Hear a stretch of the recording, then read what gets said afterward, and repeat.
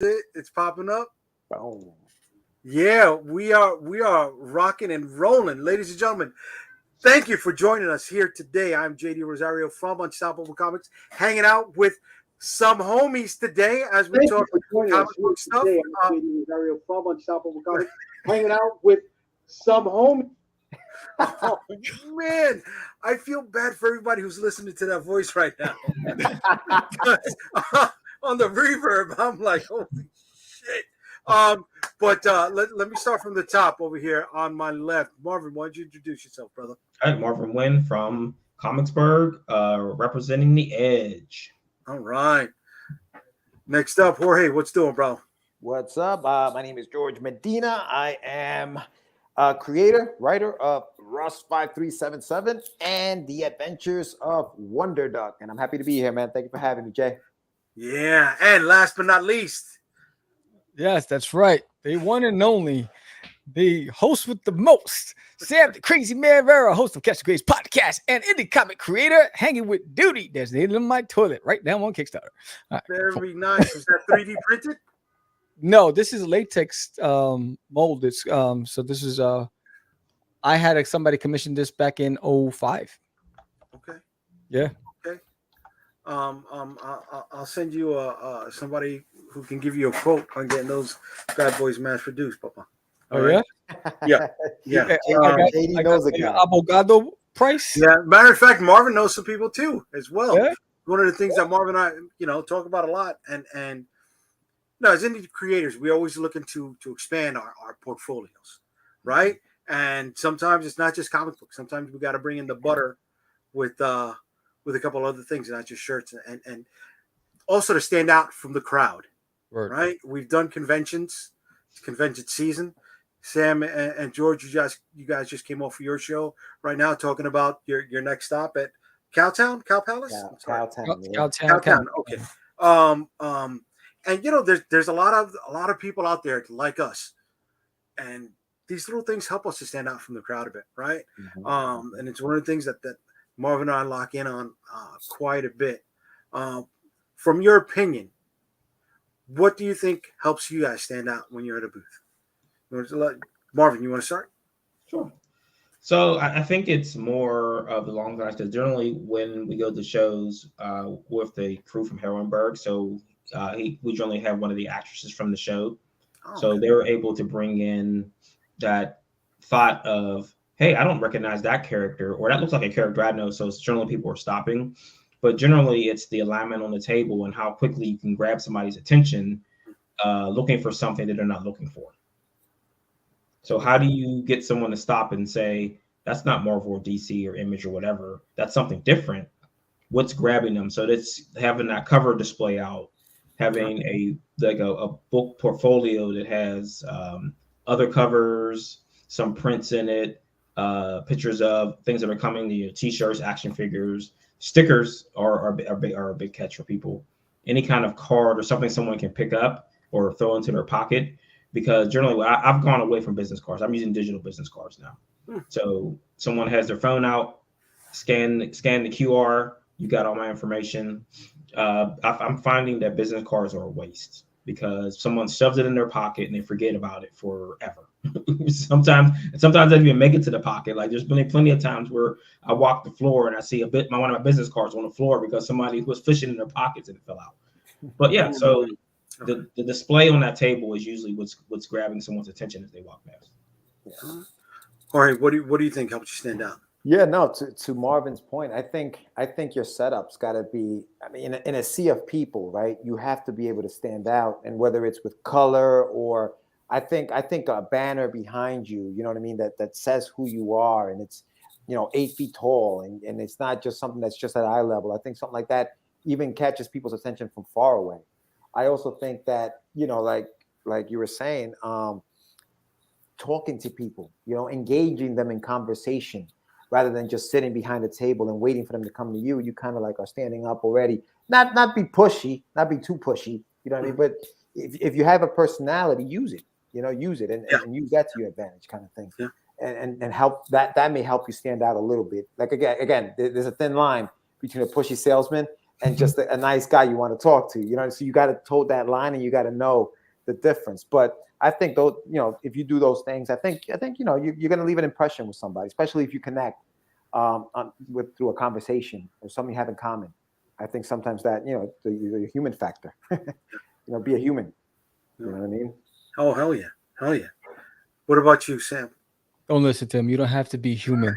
They'll appreciate you for who you are. This guy right here, Darius Uranius, he is my standout character. He is the star of the show. When they see that banner, they come call it. They giggle and they come walking over. They see there's name on my toilet. They say, "Hey, what's that about?" And that's how we start the conversation. And then you got to win them over with your charisma, and you have to engage them and find something that you can relate to. Compliment them on what they're carrying. What did you just pick up? Oh, I read that. Whatever it is, start a conversation, and then sell them on your pitch. You have to have your pitch ready to go. But it's relationship building, and I think your setup is key. They got to be able to see you from a distance, because there's tons of people you're competing with, and if your banner's not high enough and it's just not popping, they're not going to be. You're going to get missed. They're going to be just another face in the crowd. Okay. One of the things we like to do is grab cosplayers, right? These banners here, we take them with us to the convention, and we get one of them to stand in front of the banner, and they love taking pictures. And as we're setting up, the scene, the shot, 4 or 5 other people, they'll come, they'll stop, they'll start taking pictures, right? A crowd will gather, and as they're gathering, myself or other people in the team, we start grabbing heads. We get over here, dude. Yeah, look. One of the best things, we're going into New York Comic Con, right? Tomorrow's New York Comic Con. I'm not there this year, unfortunately. But in years prior, we were always across from the Funko booth, and you've got a captive audience, bro. That area gets packed, dude. Just people waiting online, right, for that stuff, bored, looking for anything else, and there's my fat ass right across the way, right? The billboard of a t-shirt stretched to its limits, and I'm pushing shot glasses, I'm pushing books or whatever. But as long as we're grabbing their attention and we could recognize them as they're coming back through, we're like, "Oh, why don't you stop? Check this out." I saw we made some sort of connection. And like you said, that difference between being a pushy salesman, right, and being somebody likable, I try to treat it like I'm a host, welcoming somebody into my home. And sometimes the rest of the crew needs to drop a little code word because I ramble and ramble. I don't know when to stop sometimes, So besides New York Comic Con, besides Cowtown, what are the conventions are you guys going to be doing this year? Well, next weekend I'm at the Fan Expo, the Fan Festival in Dallas. Okay. So it's a 3-day event, Friday, Saturday, and Sunday. So I'll be there, and then the following week I'll be at Cowtown. Okay. Well, where are you going to be next? I haven't booked anything yet, bro. I'm trying to do something. I'm trying to get like a schedule for next year. I'm hopefully going to be able to hit up MegaCon maybe next year. I do want to do stuff outside of New York. I mean, there's plenty of stuff to do here in New York, but also I just want to step out and check out some of the stuff. I'd love to check out Cowtown, bro. Like the guy, we just had him on the show, Chris Hayes. He says that stuff comes out in January. I think, for $150 for the table. It's not bad, dude. Okay. You know what I mean? Yeah, it's not bad. Okay. So yeah, we'll see. I'll have more on that maybe by. Does Sam have room for you to, crash at his place? Yeah, the shed. I never even got my Wonder Duck. He'll get the shed. He's got plenty of room, bro.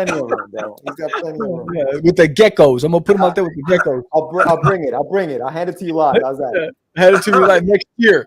Sometime next year, bro. You don't have to be good. Oh my God, you're like a married couple. I love it, dude.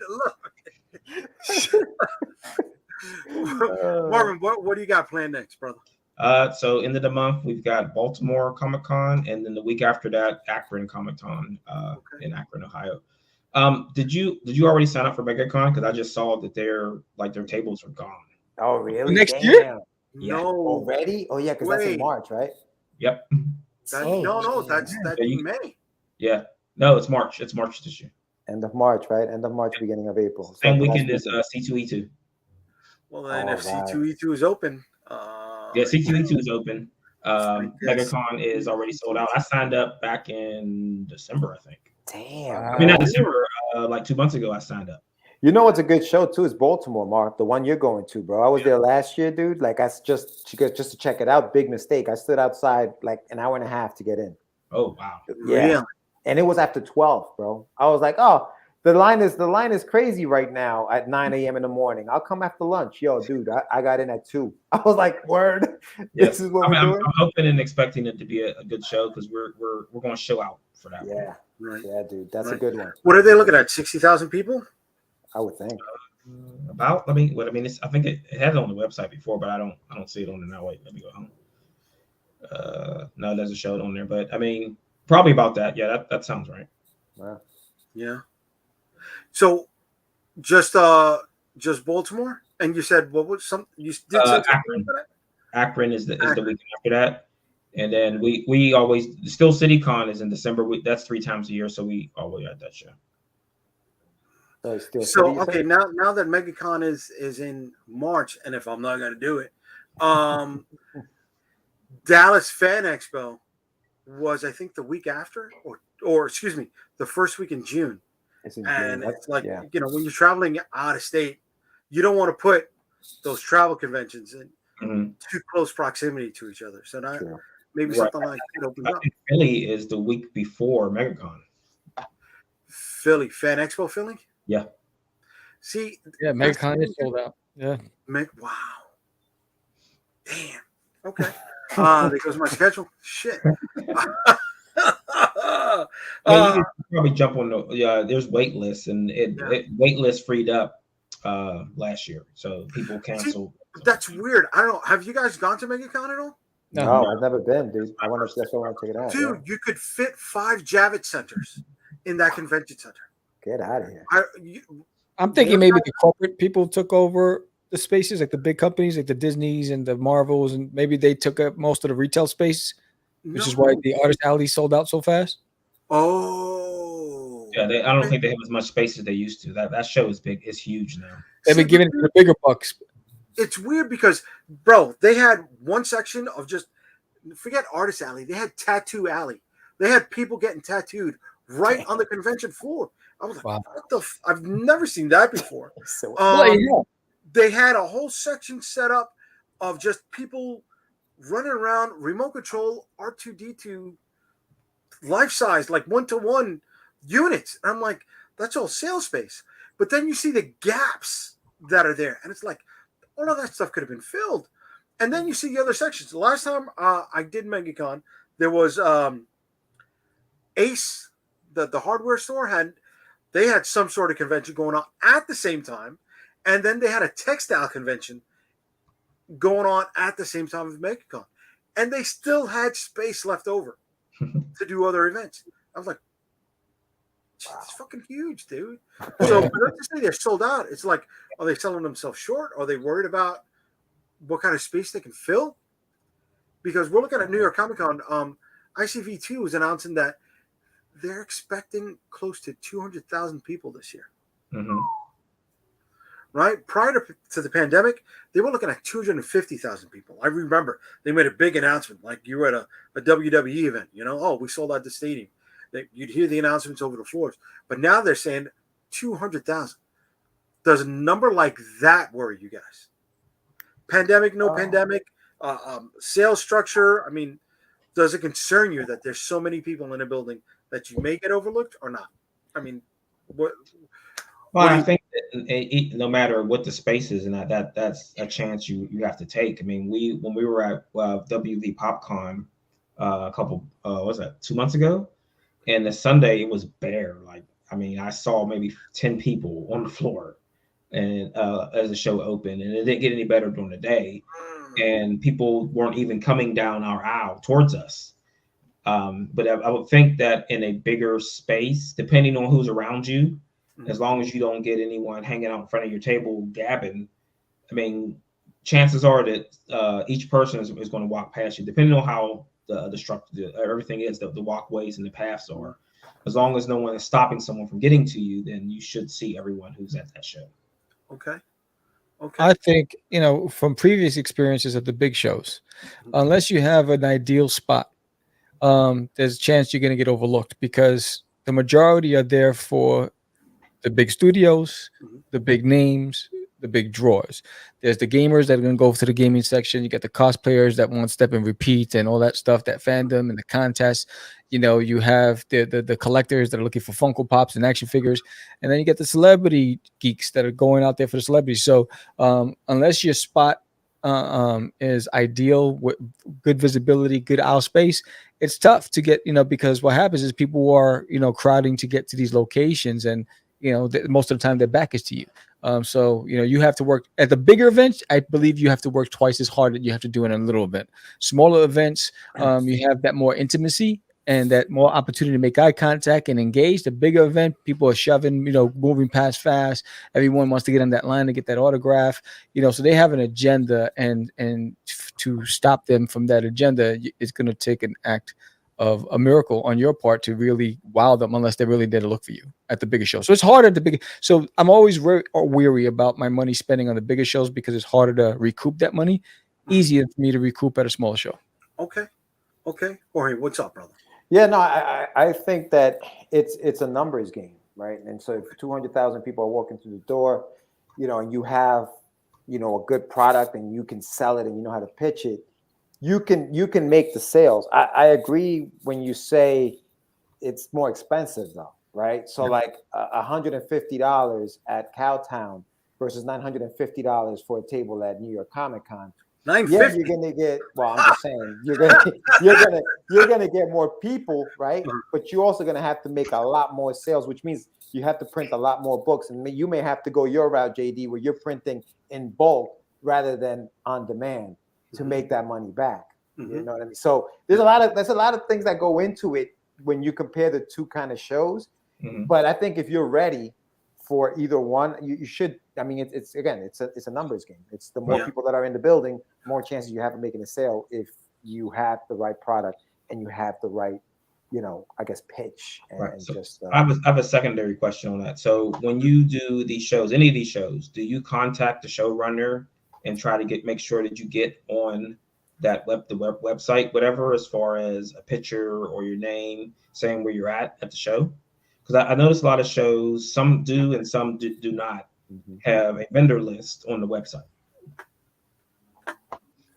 I know with New York Comic Con, with ReedPop, they have the portal, so they give you all of that access once you're accepted as a vendor, and you got to fill in that information yourself. Okay. Yeah. So even if it's driving people to the booth with exclusives and stuff like that, you can enter all of that. And for me, last time before the pandemic, a corner booth in small press was costing me for 5 tickets, 5 exhibitor badges, $2,200. We used to pay. I don't know if you guys know how well the Javits is set up, but the main floor, there's 3 escalators that go up. I used to be in that section in the middle. nice. That was $3,500. Oh right? boy. And that was killing us. Right. And you talk about driving people over. Sometimes certain things are out of your control. I remember one year there's a show on Stars, Outlander. I think it's Stars or Showtime. So the guy who wrote the book, the publishing company was right behind us, and they had a line. It was in the middle of the section, so it was not like people were resting on my booth, but had a line of people waiting to have their stuff signed by him, and it just crossed over about 4 rows, right? So anybody who was coming from north to south was not getting to me. There was no way for me to grab that traffic because it was being diverted. And people who were coming south to north, well, they knew they couldn't cross over, so they weren't even going up our booth, right? So moments like that on a big show kills you. When you want to grab those 200,000 people, that's like, right? But then, like what Marvin's saying, those smaller 2,000 total people shows, right? Floor can look dead, even if they've sold 2,000 tickets for the weekend. Some of the shows could look dead. Maybe that 20,000 person mark is that sweet spot Sam is talking about, right? Just enough for it to look like it's enough people for you to grab a hold of, but small enough maybe for you to still get into it. Right. So does it make sense? So you say you spent $3,500 on one show, and chances are you're not going to get that. You're not going to make that money back. No. So I was spending it there. I wanted that location. I wanted that visibility. Yeah. But we weren't even making $6,000 back then. Right. I didn't have enough product then. I still hadn't developed how to pitch, how to grab people. But that location got me on Fox News. That location got me on BET. That location got me on ABC here in New York City. So the visibility was there, right? When I got to small press, all right, I ended up getting on News One, right? Our local borough, whatever. But still, I got that exposure. I ended up on Newsarama when Newsarama was still a website, and a few others. But like you scaled it down for the section that you were in, you know. So but that's exactly what sometimes it's a trade-off, right? So that press that you're getting free press for the investment that you made, right? Well, what I was going to say is that does it make sense instead of doing the 3,500? Does it make sense to do C2E2, a Terrificon, a Small Press Expo, a few other mid-level shows, not small ones, that'll build up that kind of cost, and you have news representation there also. Does it make sense to break that out into 4 or 5 shows instead of just one, even if it is like New York Comic Con or San Diego Comic Con? Because I know, if you guys know, Ted Sikora does Tap Dance Killer. He did San Diego, and he got took to the cleaners. I'll say is that, and I don't know. I'd like it'd be nice to go to that show and set up, but is it worth it? No matter you got different factors, bro. Yeah, right. I can spend for me, because New York is backyard. Yeah, I can go ham, right, on the bigger booth, the bigger setup. I could bring our entire stock over there and be like, okay, this is nothing. This is a half-hour drive. This is parking somewhere that, if you're a New Yorker, you know where the hookups are, right? Because if you try to park across the street, bro, that's like $80 for the day. If you're that lucky. is not happening, brother. You're right. That is not happening. So a lot of those factors, in my opinion, are involved, right? Once you go out of state, you got to factor in lodging, and you got to factor in any other travel expenses. Okay. So I'm going to invite you right now to come to Three Rivers Comic Con in June, and I'll be happy to put you up in the house. Yeah. Wait. You mean crash at your place? Yeah. He said, wait. Well, see, that's the thing with MegaCon, bro. Like I have people who I can stay with at MegaCon. Like I'm looking at their just right now, their rates, right? Space rates, standard table, $415 right now, if you want to get on the waiting list, right? And that's a 6x5 space, includes 6-foot skirted table, 2 chairs, and 2 exhibitor passes, right? Okay. Your premium end cap table or booth or whatever the hell that is, $975. It's a 5x12 foot end cap space, which includes 2 6-skirted tables, 2 chairs, and 2 exhibitor badges. Right. And then if you want to go big and get a featured booth, which is a 10x10 pipe and drape booth in a carpeted featured area, it includes 1 8-foot skirted table, 2 chairs, and still 2 exhibitor passes, you're looking at $1,300. So that's how they're breaking down their prices at MegaCon. Now, again, if you're in Florida, like you said, Jay, if you live in the area, why not get the $1,300 one and go, get your carpet and go big, right? But if you're coming out of state, like one of us or whatever, it's probably going to be a little like, what are you doing, Marv? What do you have, the table or the booth? We're going to do the mid-level one, so I think the 900 one. So and then that's airfare. It's not as expensive. If we get tickets now, I think it's like $120. Right. And then Alfred Page is down there, so he's hooking us up with a resort that he knows. Nice. And I think that's going to cost like $60 a night. Oh, that's good. So what are some of your goals besides financial? Right. Well, I mean, like going to MegaCon is like I have a big following in Florida in that area, so I'm trying to get to people who are really interested in seeing me and getting special stuff that I'll have available. So I mean that's what they're, because you got like multiple people from YouTube channels and other things that live in that area, and they said that they go to that show. So I was like, all right, so I'll go to that show. And what we try to do is not hit the same shows every year if it's that expensive. So you rotate out. So you lose a show when you gain a show. So instead of like, we'll do that one, so then we'll skip Terrificon. Okay. Or we'll skip another show and then add that show. What about you, Jorge? What are some of your goals?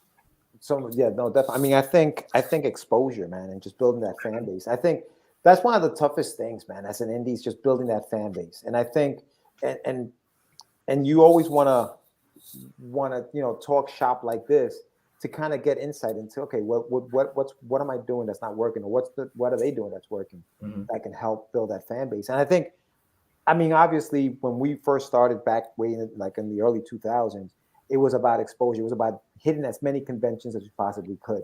And it was about just staying, but it was local. A lot of it was, New York, because New York, the Big Apple. We used to be at the Big Apple all the time, Sam, back in the days. Like, we were just there, like, all the time. So Scarborough show? Yeah. So we were there. We were there a lot. Right? The one on 59? Yeah, so they started there, and then they moved it, right? It moved into the it was the church that it went to the New Yorker. Yep. And then the Penn Plaza, which Penn Plaza Pavilion. Yep. Yeah, I consider Mike to be the Willy Wonka of comedy. Yeah. Hell yeah, bro. he's like Mick Jagger. I got stories. I got stories, but I can't tell it. I can't tell it. What was the other one? Iggy Pop. What was the band that he was? Was it the Sex Pistols? Who? Iggy Pop. Yeah, because Mark Carbone feels like that 1970s New York punk, right? Like somebody who came right out of CBGB's, bro. Yeah. Dude, I had a conversation with him for like 10 minutes, and he asked me my name 5 times. What's your name again? I said, Sam. 2 minutes later, what's your name again? I was like, bro, he looks like but what you said, Mick Jagger, he definitely looks like one of those guys that he will live forever, because those drugs he did in the 70s, baby, it's still in his system, man. Forgive me. It's just, as a New Yorker, you're right. It's that stereotype, and you feel it fits him, bro. Yeah. He puts on a good show though. So he puts on a good show. He knows comics. He knows the game. Yeah. That was a good one for us. We went twice to that show, and it was a good one. We did that for like 3 years. Yeah, we did that. Yeah, it was like, and there were a few of those. Like he used to put them together quickly. I think, and that part of that is exposure, and then reaching out to like Marvin says, he's got fans in Florida. I'd like to go make some fans in Florida. I'd like to go make some fans in Philly. I'd like to go make some fans, because there's nothing like meeting the creator. I think there's something about meeting the creator of that book that does something for a fan base. Like, oh snap, he's gonna be there. Let me go meet him. What about you, Sam? What are some of your goals? Really, my goal is just to expand reach. It's like really get my properties to be recognizable. Get my art style to be recognizable. When people say that's a Sam piece, that then you're doing something. And just expand the reach, just to get into more households and promotion. I'm excited about the convention circuit. There's so many. I mean, just in the state of Texas, which is its own planet, there's like 1,000 conventions out here in Texas. It's crazy, and just being able to get back on, because that's why I do well. I do well when I'm with the public, and so the goal is just really to get out there and get the brand out there, get the face out there, and make a lot of connections with retailers and the public. Nice. All right. Well, before I go any further, I've been telling people about this little raffle that I'm doing to promote my Kickstarter. So let me knock this out, because Marvin and I were working on it before I signed on, and hopefully I got this down pretty well over here. All right. Give me a second to go through some tech support. All right. I told him I feel like I've become that person that doesn't know how to set their VCR anymore. That old person, right? Wow. Remember when you were a young kid that said grandma and grandpa's VCR, right? Okay, so where I saved the fucking number generator. And what is the overall value of our prize package? Oh, I'm sorry. Okay, so let me do that first. Yes. Thank you, Marvin. Yes. Thank you very much. All right, so I'm going to share this. All right, here we go. Did it pop up? It did not pop up. Is it up? Yeah. Yes. Yeah. Okay. So here we go. We got our Unstoppable Comics prize pack. This is number 2. We gave away a prize pack the other day that had a holochrome cover, 2 shot glasses, and 2 enamel pins. That was a $40 value. This time we're giving away a T-shirt from one of our past Kickstarters, the Storm Chasers Chibi style, right? So you're gonna have a nice little cutesy looking superhero team. We're gonna give away another holochrome cover. So this is just the standard photoshopped image, not the shiny and glossy one. And you're also going to be getting 2 more pins as well. So that's that, and that is for anybody who has currently backed the Vicky Styx campaign right now on Kickstarter, right? So before we get into that, I just want to show, I go to the tab on the fucking screen, not the tab on the goddamn StreamYard. Way to go, Jay. I'm never, ever, ever, ever, ever gonna bust Calderon's chops again. All right. So I'm going to check this bad boy out. Go to the Kickstarter very quickly. All right, here we go. All right, so we are currently sitting at 69 backers, $2,144. But we have had some drop pledges. So that sucks. Yeah, even though that has happened, I'm going to go to the dashboard right now. And going to go to the backer report right now. And we've had a total of 72 backers overall. So we're going to put the number 72 into our random number generator. And if anyone of the people that dropped out get this, well, I'll give them a chance to come back in and reapply their pledge to see if they want to get the prize that they won. If not, then we will add that on at the end of the campaign and raffle off another one again.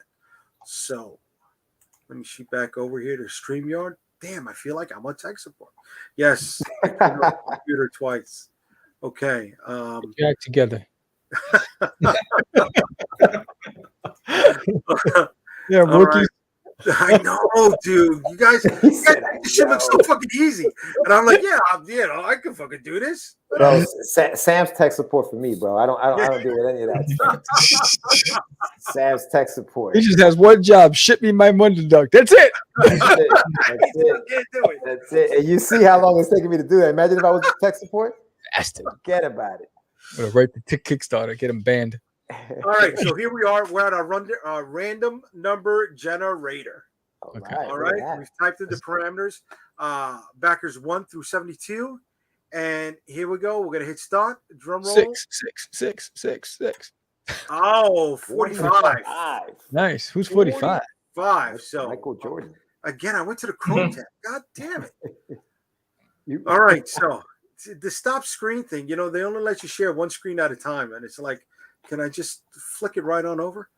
All right, so here we're gonna go back and.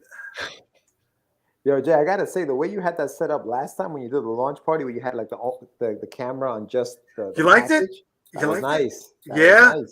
I mean, it went to shit when your internet went down. The thing ran down. Oh, well, you had it. Yeah, it was good. I liked it.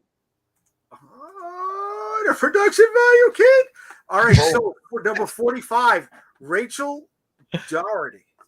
I hope I'm pronouncing that right. Shannon Doherty. All right, so Rachel is going to get the prize pack attached to her reward when it ships out. Nice. All right. We got a few more that we're going to do before this hour is up, but I just want to show really quickly what the actual shirt looks like. All right, so here we go. This is the T-shirt. Okay. Nice. Okay, you have them in different sizes. What sizes do you have? Yeah, so we're going to go from small to 2x, and it's Okay. all the same price on that. But again, this is the free one. This is what the holochrome cover looks like, and just so people know from the beginning, the shirts are going to be packed in a little bag. So God forbid the package breaks open on a rainy day, your shirt is not going to get soaked, right? And not just the free stuff, but everything else. Look at who just popped in, folks. Look at who decided to join us for the evening. Oh Wow, my that's- God! Hey, Look at this. hey, I think I popped in the wrong stream. Oh, it's this guy again, man. I'm out. I'm done. You know, Peace. I see three classy guys and Jay. Damn. See, you're not far Fire. off. My wife saying sad. Okay, so JD Rosario, what Yo. read that for me? What's the name of that person? Glenda Taina. Oh, okay, Yes. okay. You had She's trouble last time. she's tied into her very ethnic roots there, baby. All right. Yes, we are of the indigenous peoples over here in this panel, ladies and gentlemen. Yes. We're from here. So, Calderon, Yes, before you sir. signed on, we were talking about conventions, Okay. right? And Sam was the last one to answer, so I'll finish up the question with you. But Okay. what are some of your goals when you do a convention? To stay at the table as little as possible, and Wow. meet as many new people as I can. Okay. I mean, listen. I mean, we've. I don't know. Maybe I'm too much of a goon. I sit at the table, and I sit there. People look at me like, "You did that mouse," and they just can't believe it. They're like, "No, not that guy."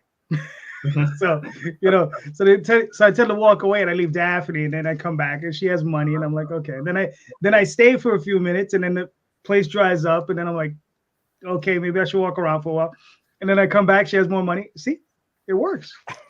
Dude, at least you get to leave the booth. I never get to leave the booth, man. I'm Yeah, like never. stuck in that. I zone. guarantee you, if you left the booth for a while, I've seen you in person, you get more sales. Damn, doom. Jesus, bro. The shade is real, man. Yeah, dude. Come on, everyone, listen. If I didn't love the guy, I would never talk about it like that. You understand? If I didn't like him, I want to say thank you for that. But with that being said, now I know why you have to leave your booth. exactly. That's what it is. Body blow. Yeah, that's fine. I need my popcorn. This is good. What was it that Emilio Estevez said in Young Guns? I never stole a horse from a guy I didn't like. Exactly. There you go. Dude, you know what? Just for quoting Young Guns, I'm going to send you a shirt too. Fuck it. You're going to get that. You're going to get one. I just want a shirt doing absolutely nothing. No, but listen. You're quoting Young Guns. Yeah, you get a prize. Ding. There you go. But in all seriousness, it's like everybody else. I'm looking to make my table.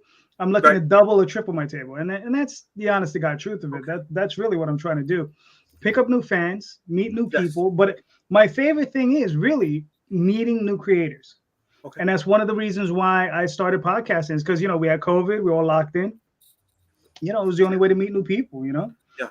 I knew Sam and George for a minute from shows, and we had the Wolf, El Lobo. Yes. Right, we were a common friend, yes, Mr. Dave Cules. One day I got to get him on a stream. But yeah, I mean that's my main thing, is like getting out there and meeting people. Okay.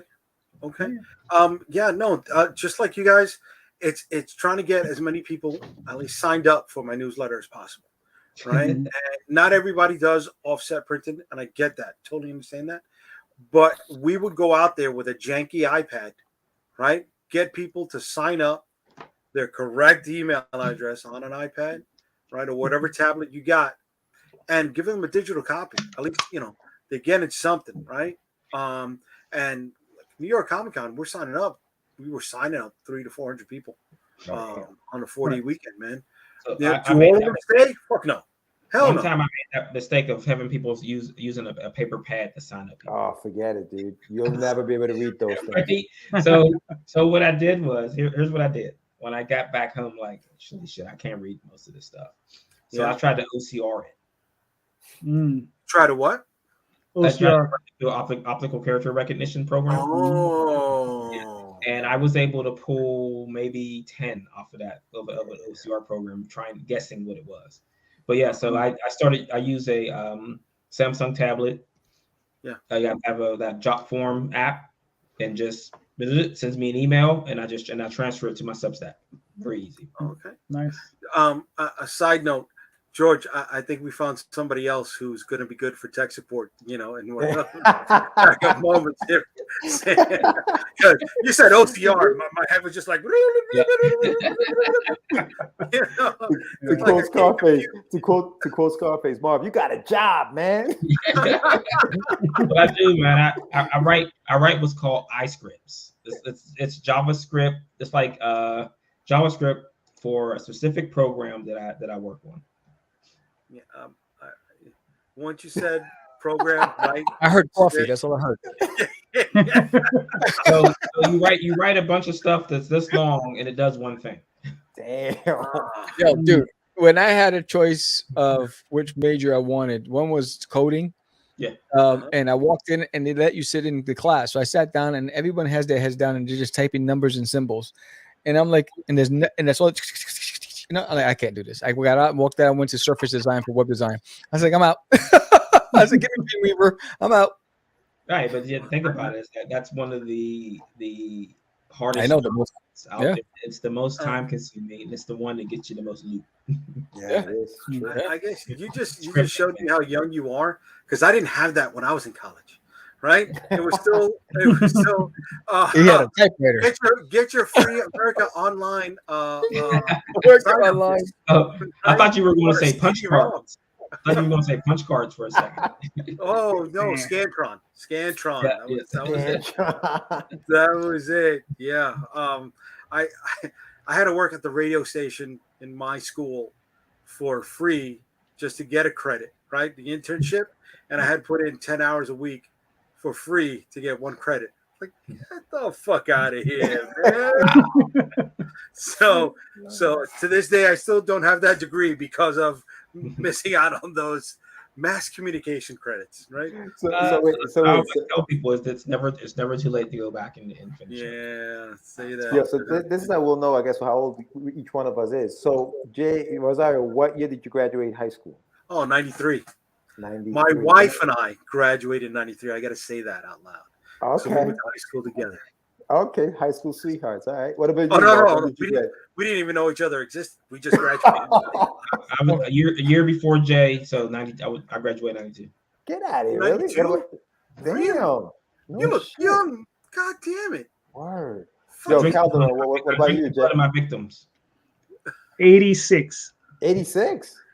Mm-hmm. Shit, you don't look 80. What about you, Sam? 2022. Yeah, okay. He's still trying to get that. He's still trying to get that GED. He's like, graduate. What's that? What is GED? Get it. How do you spell get it? Matthew McConaughey going after the teenage girls. It was 92. 92 also? Yeah, I'm 95. Yes, I'm the youngest one here. Jesus Christ. Oh, shit. I thought, Marv, I thought you were way younger than that, dude. Yeah, so Sam and Marv are older than me. I look real good in the mirror. Yes, son. George, you and I on the young side of the panel, kid. By what? A year?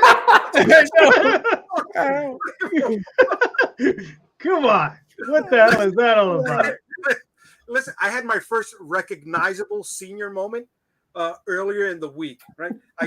My birthday is Friday next week. And Facebook shows you all these people that are having birthdays, right? The people in your friends list. So I'm looking at somebody and I said, oh, wow, she's older than me. Wow, that's why she looks like that, right? Wow. Whoa. And it's going to get worse. She's 43 and I forgot I'm turning 47. I'm like, oh, she's older than me. I call my wife, and she's like, yeah, you've been having senior moments for years, man. This is just the first time you're acknowledging it. Oh snap! He said that's what she looks like. That. Yeah. Damn, Oh no. Jay. She's got. Yeah. I'm sorry. That's all I can say. But she's got miles, bro. You know, Father Time is catching up with you. Yeah, I was telling Joyce, I was sleeping. I looked wrong, and then I get up, and the bottom of my foot feels like somebody hit it with a baseball bat. I'm like, what the hell happened? I was like, what the? I go to put it on the floor. I'm like, I got this nerve pinch. I'm like, what the hell? Oh yeah. Oh yeah. Father Yeah, Time is 2 times a night. Just like, what the fuck is this? Your arm for no reason. I was like, why can't I move my arm? It's dead. I'm like, what the hell? Damn, son, he's falling apart. Yep. Hell yeah, dude. Like the muscles don't move like this, and the rotator is a little weird because I used to be able to get to the middle of my back to scratch it. Now I can't reach it anymore. Yeah, this is as far as daddy goes right now. This is it. This is The things you take for granted, bro. Oh, your life. Me and the wife sleep 3 people apart on the bed because God forbid one of us brushes against the other one in the middle of the night. Somebody's not going to work the next day. You know what I'm saying? Damn. I got pillows between my legs, pillows underneath my arm, so my arm doesn't fall asleep. I'm like, my leg don't cramp up. I'm like, what the heck? Oh yeah. Oh yeah, dude. And the thing is, she's a hot sleeper. I like the cold. So same here. You know, in the wintertime, I got the window open. And she's in there she's sleeping with the triple fat on. You know what I'm saying? Triple fat. Oh, that's fucking great. Wow. Listen, here we go. Here we go. This is it right now. There we go. Even the cats learn quick not to bother Jose while he's sleeping. Oh, this is true. Yeah. I don't know if you guys know, Jose likes to kill chihuahuas with phone books. So, What? Well, okay, sure. We gotta call animal. Look, all I'm gonna say is it's been a while. So well, now we got to know what chihuahuas you've killed with. You Oh. gotta tell us now. King Kong. That was my brother's chihuahua. I'm only joking. I didn't kill his chihuahua. I didn't kill crazy. Hey, My brother had a chihuahua named King Kong. you haven't seen that Taco Bell? And what? dog? You chucked the book at it? No, I didn't even met the damn dog. I don't get anywhere near chihuahuas. Although I do like Pomeranians. Yeah, I like Pomeranians. They're very nice. They're adorable. Yeah. you And it's know, primarily because I'm a cat person. That's why. I like cats. with Jose. Sorry, I didn't mean to show that one. With Jose and his bias against What? Chihuahuas, I'm surprised he backed this book Which with book? the name Chihuahua in its title. There. Ay, Chihuahua. Oh, right. That's Yeah, I did back yeah. that book. I'm getting back out of it. I know, right? Yeah, I know, right? Chihuahua. Oh, fuck. Que se jode eso. No. Drops to 42 live. Wow, look at this. This is, Kickstarter's throwing me out here on Front Street over here. You're a backer. You play. I'm a little embarrassed now. I'm feeling shamed. I should have put in more. You should always feel shame. I do. Sam, you want to give us a little heads up about this right now, brother? Yeah, this is book 3. It's called I Chihuahua. The subtitle for this name of my toilet. Duty finally gets into a house, and there's a Chihuahua named Herman who knows there's an intruder in the house. And upon encountering this intruder, he thinks it's a talking jalapeno, and he's going after this alien.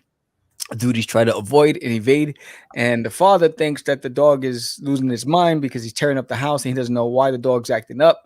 And the government has found the crash site, and they're closing in on Duty. So Duty's got to come up with a game plan real quick. Duty. Yeah, so this is exciting. Issue 3. The Dream of Medina lettered this book, and And also in this campaign, there's also Duty's Monsters on Planet Cthulhu. So if you're a Frankenstein and Dracula and the Mummy and a Cthulhu lover and alien lover, you're gonna love this because it's all of that rolled into one full story, which is a mini series, 1 of 3 on this campaign right there. And there's the center cover. There's a 3 cover spread, and that's the center cover. And basically, Duty finds out that some of the residents of Uranus have disappeared on the Outer Rim, and the only communication that came back was the word Cthulhu. So he heads off to the Outer Rim to go face this mythical creature he knows nothing of. He doesn't even know what he's getting himself into. And so there's a whole lot of events that spiral because of it. So and his buddy Cheeks is dragged into the whole mix. And then if you have a 4-year-old, 5-year-old, this is Duty's Adventures. It's an interactive children's book where every page turned is a multiple choice questions and a story, and the parent or guardian can interact with the child and test their knowledge. And at the end of the book, the child can write their own story, how their own ending of the book, and they can draw their own characters. So there's 6 pages dedicated for the child to create. Nice. So yeah, there's tons of variant covers and stickers and prints. There's an official sketchbook where you can draw your own characters in. It's a whole lot of stuff. So this is the biggest one that I've done yet. So we're 14 days left of the campaign. Yeah, let's see. Trying to get this bad boy funded. So you're at 990, Yeah. 43 backers, and 14 days to go. So right now you're in the valley of the campaign, right? You're in the sweat moment. Okay. Yeah. Dude, you're gonna hit it. You got time. You got a lot of content, and people who do crowdfunding who are into this, they love the tchotchkes, and you're loaded with tchotchkes, brother. Yeah.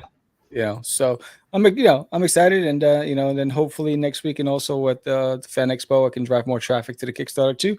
So all right. just So we're gonna along every day. Are you going to New York Comic Con? No, you're out there. No, I mean George.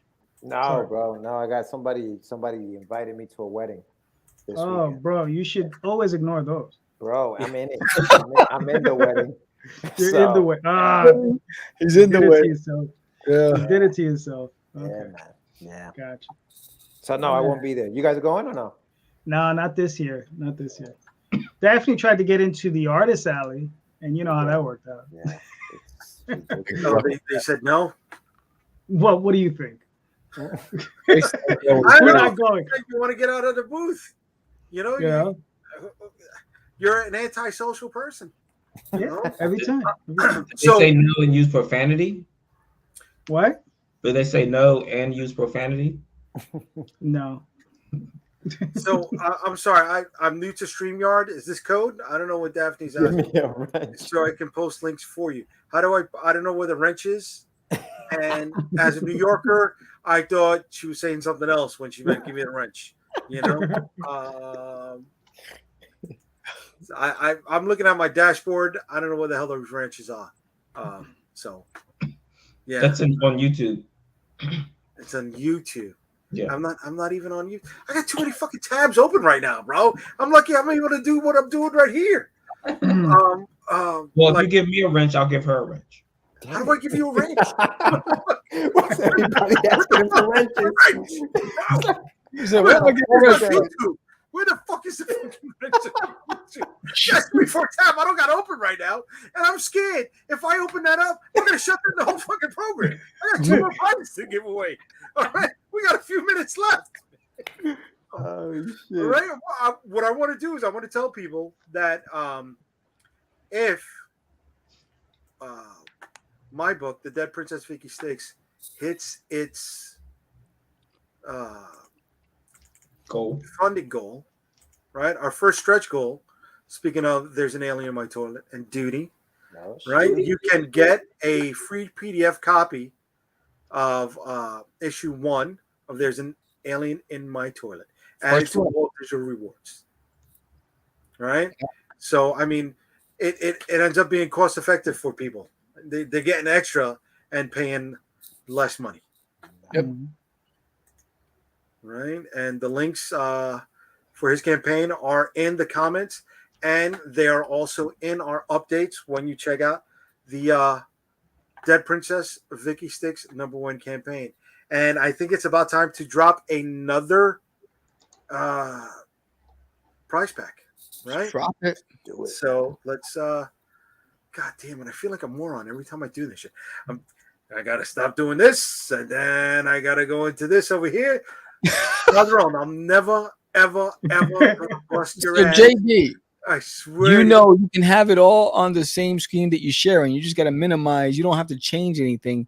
Just you can have multiple screens on that one screen overlapping each other, and then just minimize. Now you tell me the shit is almost over, bro. Give Sam a wrench. He'll help you.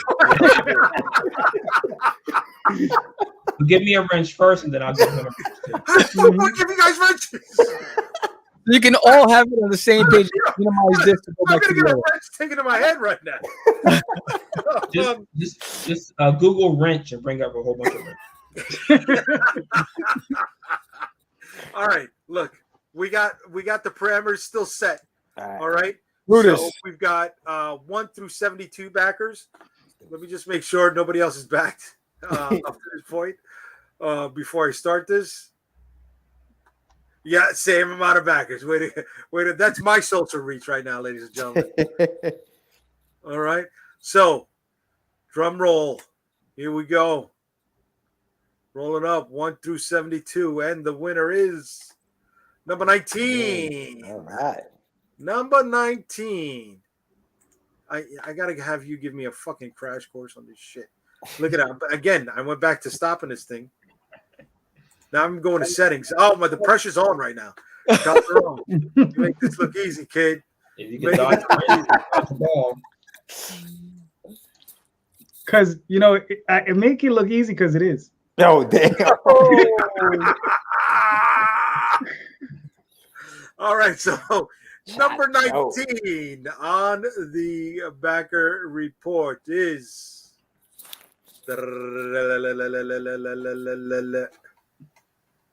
Yeah, you can sort that by number, so it can make it easier to find them. Damn it. The little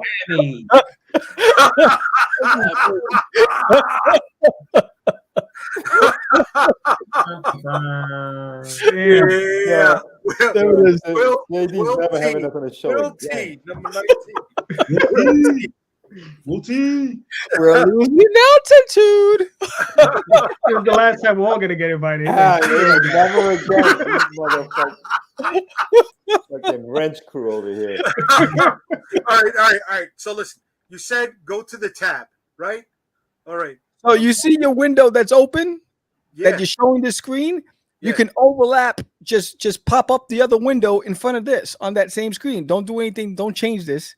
Just whatever window that you have your Kickstarter on, just or whatever it is, that other image. Just, he's just gonna close the program, right? I know. No, that's what I did, and it's still showing me the same fucking thing. No, you got to move it to that screen, to that monitor. Whatever other image you're trying to show, just slide it over in front of that on that monitor. Damn. He's like, I'm on one Yeah, computer. no. Dude, I almost closed this shit down. Oh shit! Listen, if I didn't know any better, I would say he's a boomer. So, Yeah, but I don't know how to set the VCR. Generation He's- X. he's Word. obviously too old for that. I mean, yeah. Yes. Oh man, I should have gave her a VCR. Yo, so Rosario, real quick question, Microwave bro. or I got a question. clock for you. radio. You need a clock radio and a microwave. Dude, I could do the microwave. I microwave. Yeah. Yo, But can you JD, set the time? Yo, Rosario, real quick. Yeah. So all right. So listen, Yeah. pretend I don't know what the hell your story's about, right? Yeah. And I just stumbled upon this channel. I'm Yeah. like, yo, who are these guys? What is the book that you're Vicky Styx? What is it about? Like, what is the book about? Yes, you're absolutely right. Thank you, because I dropped the ball on that.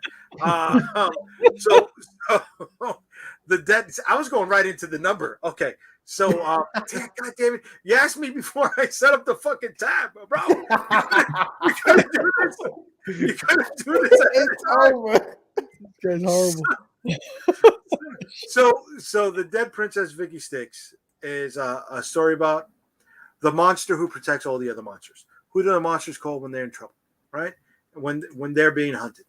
God damn it! And I did, I'm having a fucking boomer and a half moment. So I'm just gonna hold up the fucking book. There All right, you go. there we go. All right, Dead Princess Vicky Styx. So tagline is who protects the creatures of the night, or at least avenges them when they need to, and that's who she is. She's the anti-Ghostbuster, and we're just trying to develop a different genre within the catalog of books that I have, because a lot of the stuff I've done has been superhero books or zombie books, and this is the first time we're going into the supernatural area. I loved one of my favorite movies as a kid growing up was the Abbott and Costello Meet Frankenstein. So the Universal Monsters was my introduction to horror, and I never really got into Chucky or The Gate or Wait a second. Did you just say your first introduction to horror was Abbott and Costello? Oh, Hey, yeah, Matt. Yeah, man. Come on, bro. That's who the fuck I am, bro. Do you know what my first introduction to horror was? What? Dawn of the Dead. Oh yeah. That's heavy duty, dude. Yeah. That's heavy Brains. bro. And to this day, I don't like zombies because of it. Really? Really? Fucked you up. Yeah. Do you know where that movie was filmed at? Where? Pittsburgh? Yeah, at the Monroeville Mall, where right across the street from where we have our Still City Comic Con. Oh, shit. get out of here. Yep. Yeah. For me, my true first horror movie was Willy Wonka and the Chocolate Factory. You get nothing. Hey, son. Oh, Let me right now. pull up that page. You're about to lose. Where I want kids everybody die from eating candy is not a fucking horror flick. That shit terrified the fuck out of me, bro. I want you to pull up your campaign so everybody can see you lose a backer. Listen. Hold on. Jokes aside, let me run this number right now. Let's see who won the next prize. And then you can make fun of me. I got no problem with people posting my photos. All right? But Wait, what's the prize? Willy Wonka was a terrifying moment for me as a kid. All right. Wow. And the winner of the third prize today is number 51. 51. Number 51. Remember, you can sort it. You can sort it. Oh, sorted. God damn it. You didn't say what the prize is. Yeah, I did. Of course. Did Yeah. Well, we're giving not out three now. prizes of the shirt, the holochrome cover, and that pin set. Oh, it's the same thing. Okay. Yes. 3 people Well, will be getting you have to show it again and say what the value is. I will show it. Let me just find out who the person. You're asking me to hit too many tabs at one time, bro. You see, I'm having difficulty with this. Well, Just if they you know- would get they know someone to rent, they could do it for you. Can I see the pin set? Because I don't know what it looks like. This is drugs. Can you show who It's the your brain winner on is drugs. already? My goodness. I will show. Damn. Now you're right at me, bro. Now Yeah. you're right at me. All right. Here we go. We're gonna share the screen to do the fucking campaign. We're never coming back. Bro. Hey, look, I'm still at 69 backers overall. God damn. All right. So, Soon to be 68.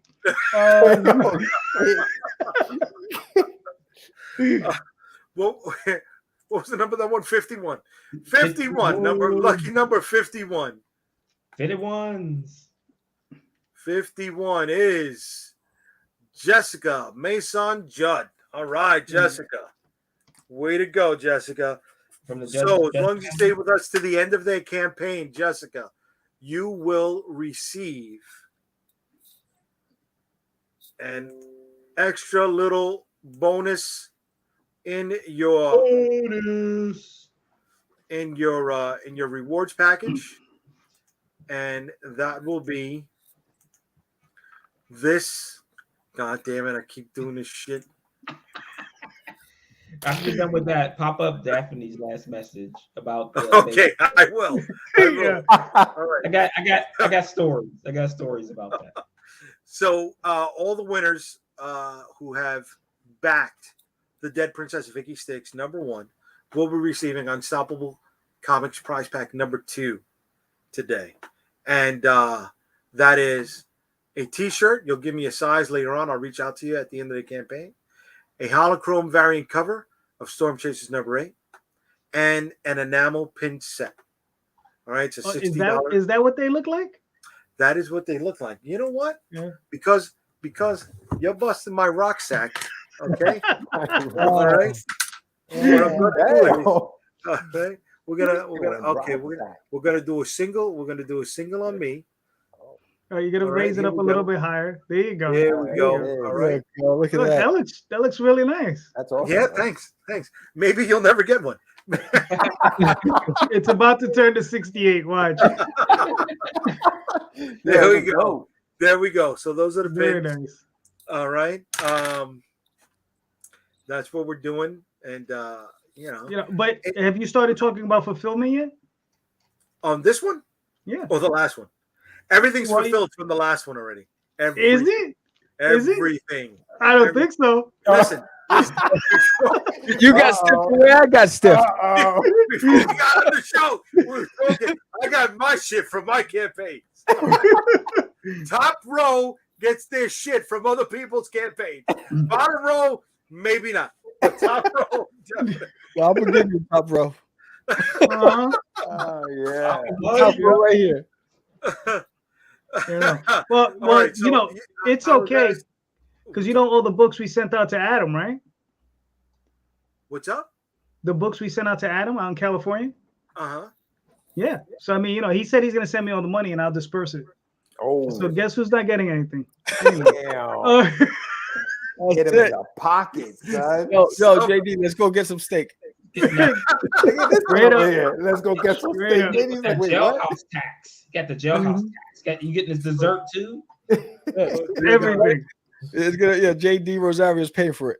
There you go. So All that's right, this movie No. was freaking hilarious when we first watched it Yeah. back in the day. So it's the villain is Barnaby, Yes. and he has a crooked castle in Spain, and he's trying to kidnap Annette Funicello to take her there. It's in there. He keeps telling his boys, he's like, "Come, let us pussyfoot." It's so bad. Oh, you're talking about the remake, not this one, not the Laurel and Hardy one. Weren't they in the Disney one? No, Annette No. Funicello was not in the Laurel Oh, and Hardy. okay, so that's a different one. Yeah.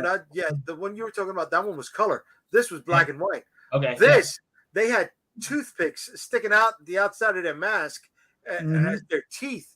And that's terrifying. Laurel had some, I don't know, some stick and a can, and he was using it as like a weapon to beat them. And I don't know how he defeated all of them. But yeah, that would come on every Christmas Eve for a while. It was a regular here in New York. Wizard of Oz is the one of the most terrifying movies, not because of the witch, because the Scarecrow had a gun. Scarecrow had a gun. Yeah, in the Wizard of Oz, when they go to kill the witch, Scarecrow's carrying a gun. So that's political commentary because you're saying you gave the guy without brains a gun. Okay, I didn't know. I didn't know. Yeah, they're like when they're going to kill the witch, like I think the Tin Man had a hammer. I don't remember what the line had, an axe. No, they had an axe and a hammer, and then you see the Scarecrow carrying this gun around with him. Listen, you really want to see Terrified? Watch the second movie, The Return to Oz. Oh, Return. Oh, you're right. With the young Fruza Balk. Yeah.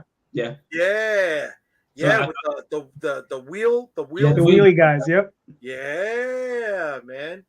Yeah, I was thinking, like, I don't know if the Scarecrow kept it. I think he was just going to bust into the witch's castle and start busting caps. He's like, so I just came in blasting. I'm blasting. William was saying that they wound up the wooden soldiers. Yes, right. I believe they did. Right. That's how he won. So he kept them at bay for a little while with the with those little widget things. Yes. And Daphne says those creatures from Wizard of Oz 2 were called wheelers. And then was it Zombie, the one that took her head off? Oh, I don't remember. What? Yeah, She was the other witch, right? yeah. She had a whole like closet full of heads, and she would take the head off and then put a new one on. What kind of fucking movie were you watching, dude? This This Return is to the Oz. Yeah, this is Return to Oz. This is the second movie. Yeah, And it's then- very bizarre. It's yeah, a weird then movie. the Gnome King, Yep. Yeah. and he was Definitely. wearing the slippers, the ruby slippers. Yep. Definitely worth watching. Okay. Mhm. All right. I was gonna say, legend with the crooked tooth Tom Cruise, but you guys went the other way. Yeah. Before he made his money to fix his teeth. His early Ben Affleck days. He had to get paid first, right? Yeah, he had to get paid, baby. He had to get paid. But yeah, I mean, you guys really don't think that Willy Wonka is not a horror flick? No. Well, I mean, Scary Tunnel, yeah. yeah, I mean, it has its moments, but if you're just, I guess if you're a frightened little child, Fuck yeah! Remember the shit where they couldn't burp and they were floating? What if the fucking window was open, bro? They were gone. That's it. They're dead. You never saw any of those kids at the end of the flick. Those motherfuckers died from eating candy, bro. Look, the worst character in that whole entire movie is Grandpa Joe, man. He's a jerk. He's like, I'm laying in bed all this time. I can't go to work. Like, let's go to the chocolate factory. He jumps up and is dancing around and sing like, come on, Grandpa Joe. Come on, dude. Get a job, man. And I just imagine him like taking over that factory and being a tyrant. Okay. Most people just holding over the Oompa Loompas. Yep. Oh, listen, I don't want to, shame, be shamed for saying anything bad about little people. But those little orange motherfuckers, bro, in that song, that was that's what made it that much more terrifying, because they were like oompa oompa, and come on, it's like a death march, man. It's a death march. When they went to the Slurm factory on Futurama. You on Futurama? Did you ever see that episode? No. They go to a Willy Wonka type factory with slugs, and they start singing. And Professor Farnsworth goes, "Who are those horrible orange creatures over there?" And he goes, "Those are the Grunkalunkas." He's like, "Tell them I hate them." Yeah. No, I do. Whether it's Futurama or the other one, no. Forget it. British sci-fi always creeped me out for some reason. Right? I mean, we're all of the same age group. You're telling me there wasn't something a little bit off about that Flash Gordon movie? Flash Gordon. That wasn't a British movie. Oh yeah, it was a De Laurentiis flick, bro. It was filmed overseas. Go Flash, go. I don't know. I always thought it was an American film. Had an American lead actor. It was an American lead actor who was dubbed over by a British guy doing an English accent, and the only other American person was the lady. Okay, I don't know. I never. But what was so terrifying about that movie?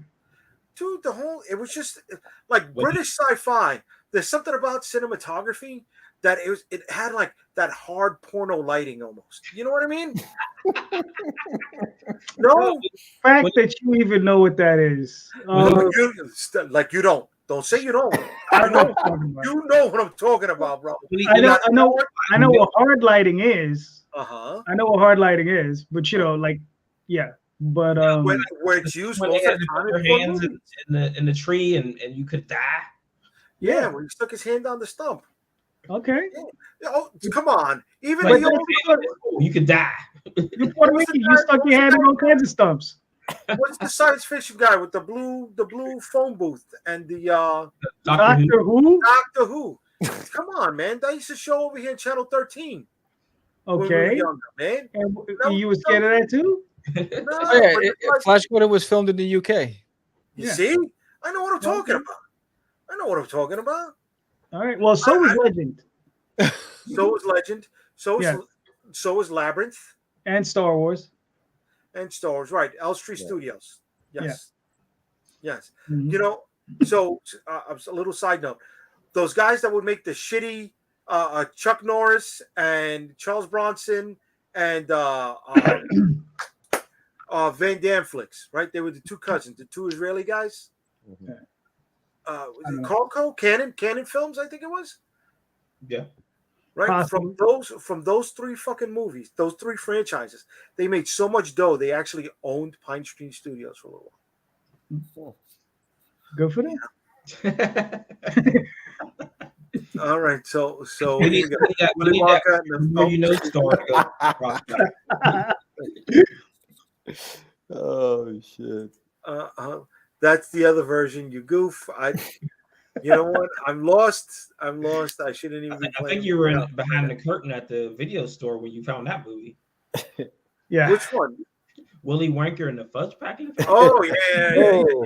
I hit the wrong one. So yes, that's a different kind of movie. And this is a different kind of show. Like, I want to thank the crew for hanging out with me tonight, helping me give away some of the prizes to some of the people who have been backing the Dead Princess Vicky Styx #1. Hopefully, you folks can show a little bit of love to Sam. All right, he's about to get funded. Hopefully, one of you people are the ones putting him over the edge for that. Right, the links are in the comments for that. And let's go. Let's say our goodbyes. Marvin, you want to start? Yes, sir. So you can find me at theedgecomic.com. All of our social media links are there. End of this month, we'll be at Baltimore Comic Con. All right. Jorge. You can find me on Instagram at Get Your Meds. It's right there, down there. You can also go to my website, getyourmeds.com. You can also find me Thursday mornings, tomorrow morning, as a matter of fact, at 9 a.m. on Catch the Craze. We have a show called The Morning Brew with the Crazy Crew. We're going to be talking about some stuff tomorrow morning. And we do live shows Tuesdays and Wednesday evenings. So find us there as well. Nice. Sam. Yeah, we're gonna be talking about backing Kickstarters and navigating your stuff. But yes, my name is Sam, and this is Duty. And He's gonna beat your ass, son. he's the star in my toilet. You can catch my website is dutiesworld.com, or and you can catch me anywhere on social media. I Catch the Craze with a DA, not a THE, so it's Catch the Craze. And that's it. And there's an in my toilet on Kickstarter right now. All right. Calderon. You can find me under JD Calderon on Facebook, Instagram, Twitter, DeviantArt, or you can find me under theoswaldchronicles.com or talltalesonline.com. So there you go. Thank you, everybody, for watching us on Twitter, on YouTube, and on Facebook. I appreciate you hanging out with us, giving us the time that you had. And tomorrow, I'm going to be doing a little business at New York Comic Con, so I may do a little mini stream from the show floor itself. So check us out tomorrow on YouTube or Instagram at the Unstoppable. And please hook us up over there at the Dead Princess Vicky Styx #1 on Kickstarter. We may be giving out more prizes if more people back us, and reward them for spending their hard-earned ducats on us. Thank you again, everybody. Have a good night. Have a good night. Thank you. Dirkets.